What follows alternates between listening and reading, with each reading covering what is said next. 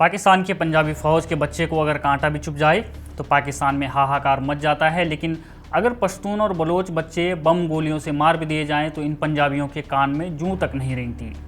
ऐसा हम क्यों कह रहे हैं? क्योंकि बीते कल जब बलूचिस्तान के खुजदार में एक आर्मी बस पर हमला हुआ और पाक आर्मी के दावे के मुताबिक इस हमले में 5 लोग मारे गए, जिनमें 3 स्कूली बच्चे भी शामिल थे। मृत लोगों के नाम से मालूम पड़ता है कि ये पंजाबी थे। इस हमले के तुरंत बाद पाक प्रधानमंत्री शहबाज शरीफ, फील्ड मार्शल आसिम मुनीर और कई बड़े मंत्री, आर्मी अफसर दौड़कर उन्हें देखने अस्पताल पहुंच जाते हैं। लेकिन पाकिस्तान के ही एक प्रांत खैबर पख्तूनख्वा में जब यही पंजाबी फौज पश्तून बच्चों को मारती है तब उनकी लाशों को देखने तो छोड़िए, उनका जिक्र तक नहीं करते हैं।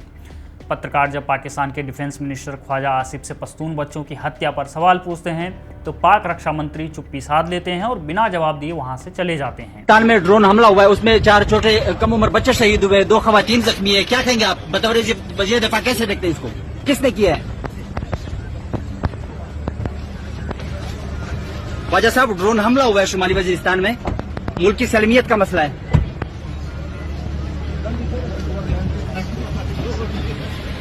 आप इन चारों पश्तून बच्चों के चेहरे देखिए। पाकिस्तान एयरफोर्स पर आरोप है कि उसने यह हमला किया है। ये बच्चे अपने घर के बाहर खेल रहे थे और खेलते खेलते अचानक पाकिस्तान एयरफोर्स के क्वाडकॉप्टर ने इन पर बम गिरा दिया। 4 नन्ही जिंदगियां जिन्हें शायद स्कूल जाना था, जिन्हें अभी और खेलना था।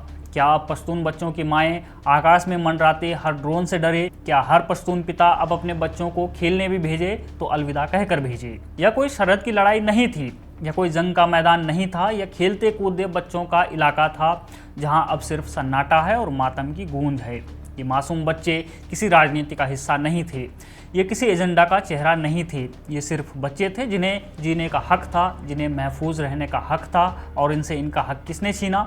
पाकिस्तानी फ़ौज ने, पंजाबी फ़ौज ने। अब सवाल उठता है कि क्या कोई सुनेगा इन चीखों को, या ये भी बस एक आंकड़ा बनकर फाइलों में दफन हो जाएगा? इससे पहले भी तो यही हुआ है।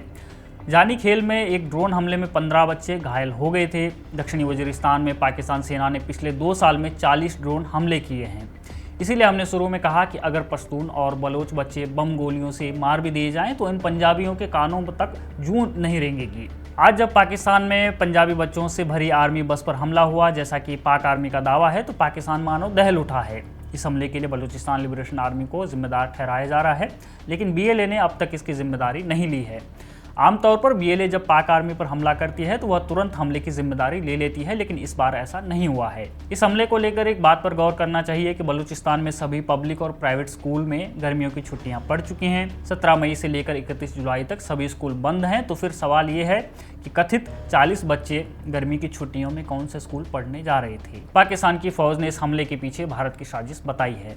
BLA को फितना-ए हिंदुस्तान कहा जा रहा है, यानी BLA को भारत सपोर्ट कर रहा है। हालांकि भारत ने इन सभी दावों को बेबुनियाद बताया और कहा कि पाकिस्तान दुनिया को गुमराह कर रहा है और कुछ नहीं। ये वही पाकिस्तान है जो इसी बलूचिस्तान में 7 साल की रोकिया बलोच को मार डालता है। और ये अकेली बच्ची नहीं है। बलूचिस्तान में हर दिन किसी न किसी के घर का बच्चा, उस घर का चिराग पाक सिक्योरिटी फोर्स के द्वारा अगवा कर लिया जाता है। आए दिन अगवा हुए बच्चों की लाशें मिलती हैं और ये 1948 से जारी है। अब अगर इस पंजाबी फौज को और इनके बच्चों को BLA टारगेट कर रहा है, जैसा कि पाक आर्मी का दावा है, तो फिर रोकिया बलोच को किसने मारा? कौन इन मासूम, निहत्थे और आम बलूचों को अगवा कर रहा है? कौन बलूचों की लाशों को सड़कों पर फेंक देता है?